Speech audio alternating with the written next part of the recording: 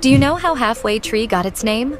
Long before it became one of Kingston's busiest hubs, Halfway Tree was known for a single, massive cotton tree that stood in the area during the 18th and early 19th centuries.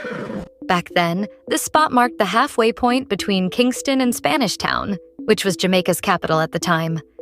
Travelers moving between the two towns would stop here to rest, trade goods, water their horses, and seek shade under the enormous tree.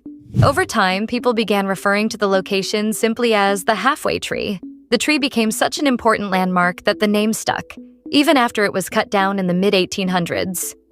As years passed, the small resting spot grew into a settlement, then a town, and eventually into the major commercial and transportation center we know today as Halfway Tree.